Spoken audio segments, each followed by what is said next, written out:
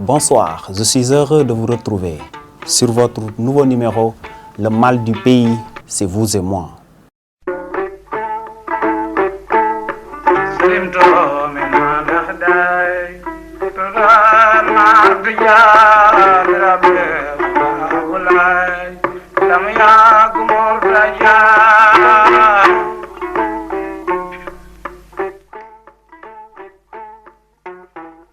On est en train de traquer les étudiants, mais vous savez, cela ne règle absolument rien.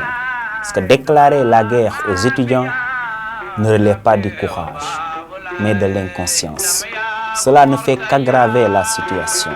On dit souvent que qui tue par l'épée périra par l'épée. Certains se posent la question à savoir, est-ce que ce régime n'est pas en train de subir le retour du bâton? Rappelez-vous bien, mes chers compatriotes, en 2012, l'opposition et un groupe d'étudiants prenaient un cercueil de l'université jusqu'à la place de l'obélisque en chantant Gorgui Bena Surlenko. On a vu l'actuel président de l'Assemblée nationale jeter des pierres sur l'Assemblée qui dirige aujourd'hui, Moustapha Niasse. On a vu des ministres qui s'accrochaient sur les barrières de l'Assemblée nationale.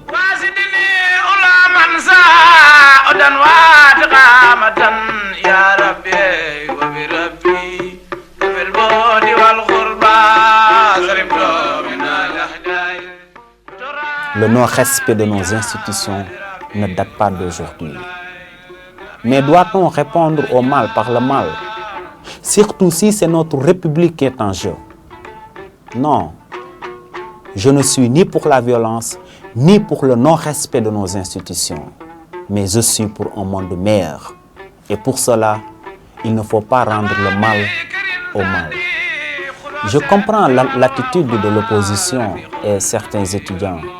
Mais vous savez, vouloir se rappeler des mauvais souvenirs pour agir aujourd'hui serait une grande erreur.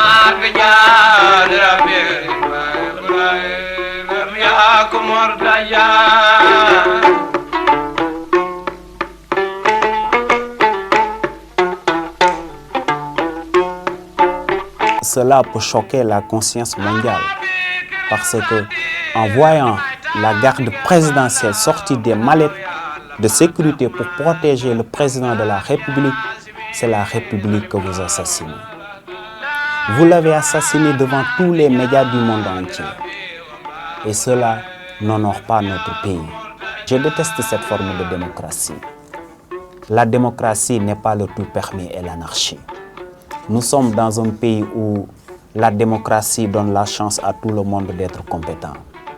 Vous avez la chance de vivre dans un pays où pour se faire de la place, il faut stigmatiser autrui. Arrêtons d'utiliser la démocratie pour remettre en question les principes républicains.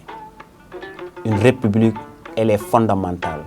Elle est nécessaire si nous voulons, sur une longue durée, bâtir une démocratie véritable. Je comprends la façon dont vous criez votre ras-le-bol.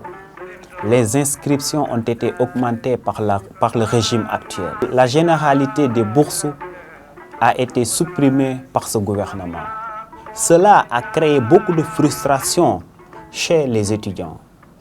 Mais jeter des pierres à la première institution de notre pays relève du manque de civisme notoire. Et croyez-moi, si c'était dans les autres pays, on pourrait aujourd'hui continuer à compter les cadavres. Macky Sall li mu dégloon étudiants yi def ko. parce que université sax la muy fait actuellement dañoo dee dañoo sonn on a suñu souffert on a Macky Sall moo ñu sonal. rey na démocratie Sénégal rendi ko.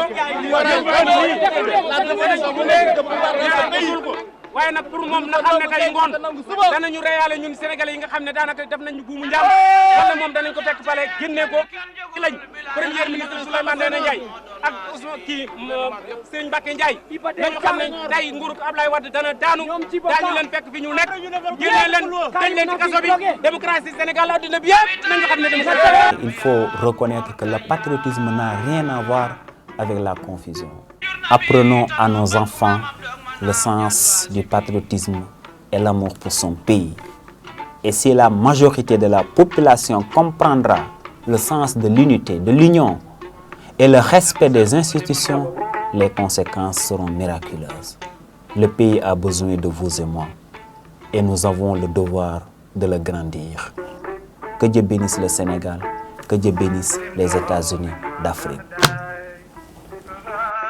Parti bi ma wax ci kàllaamay nasaraan di ko jéem a wax ci kàllaamay Kocc Barma loo xam ne jëm na ci ay ak ñàkk a warmaal ku la mag ak suñuy institution rek man duma ca ànd moo tax tey jii bi ma ñëwee ma ni dinaa waxtaan ak yéen ci li nga xamante ni moom moo fa xewoon ànduma ci ndaxte ki nga xamante ni moom lañ ko def du moom en tant que Macky Sall mais ab njiitu réew lañ ko def te loolu warmaalul suñu réew ci beneen côté it comprendre naa ñi nga xam ne ñoom ñooy ndongoy daara yi nga xam ne ñoo nekk ci université Cheikh Anta Diop parce que boo nekkee ci réew nga amoon yàggul dara képp ko amul woon bourse rek doon nga am ndimbal bu ñu lay jox loolu gouvernement bi ñëw dindi loolu yépp teg ko fële inscription yi nga xamante ni ku ne xam na Sénégal mettiwaay bi mu metti ñi nga xam ne fu sori la ñu jóge ñëw Dakar dëkkuwaay sax duñu ko am ngeen yokk seen inscription yi ba mu jéggi dayo loolu day metti xol loolu moom mooy justifier moom mooy wane mooy mandargaal li nga xamante ni moom la étudiants yi def keroog donte sax dañu koy ñaawlu waaye ci côté boobu mën nañ leen a comprendre opposition ñi nga xam ne ñoo nekk ci wàllu kujje gi tamit xëy na jiiñ nañ leen waaye dégg nañ ci kilifa ku ñu wax Omar Sarr mu ne étudiants yi wax nañu dëgg d'après presse bi li ñuy lire ci ñi nga xamante ni ñooy taskatu xibaar yi waaye bu fekkente ni moom moo ko wax man jàpp naa ni waru koo wax waaye réew kenn du ko yore ak fayantoo ndaxte li nga xam ni moom moo ñu tënk ñun ñëpp mooy état mooy réew mi dëgëraayam mooy nga nekk ci état bi nga bañ a nekk ci état bi dëgëraayu réew mi mooy njariñu ku nekk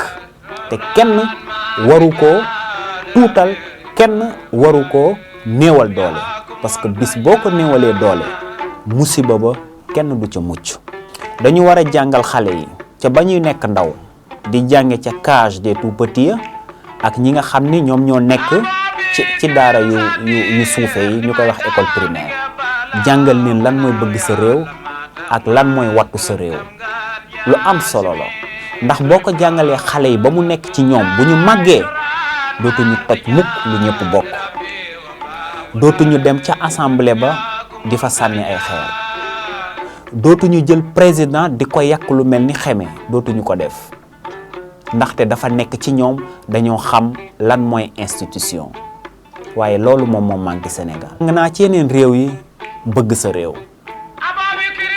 mësuma xam mësuma gis ñu bëggee nii seen réew devant l'intérêt général moom xamatuñu opposition xamatuñu ay couleur politique devant l'intérêt général ñoom ñëppay ànd défendre seen réew waaye nag lépp nguur gi moom moo deful la mu war a def nguur gi mooy nguur gi nga xam ni dafa ñëw ak fayantoo nguur gi mooy nguur gi nga xam dafa ñëw ak fayantoo di jàpp nit ñi di tëj ci kaso yi di jàpp nit ñi di leen tere ñu génn réew mi loolu kenn mësu koo gis te loolu moo indi ay wi yépp dama bëgg suñu xale yi nga xam ne ñoo nekk ci daara yu ndaw yi ñu jàngal leen lan mooy bëgg sa réew ñu jàngal leen lan mooy fonk sa réew bu ñu demee ba màgg du ñu toj ay Senelec mukk bu ñu demee ba màgg du ñu sànni ay xeer ci assemblée ba du ñu ne nañu dem ca palais ba tamit génne njiitu réew ma parce que bu boobaa dañuy xam lan mooy patriotisme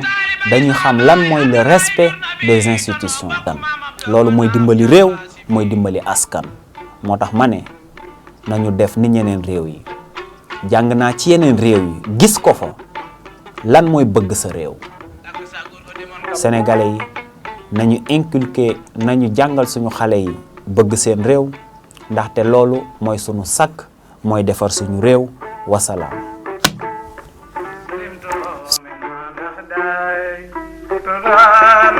Tudaan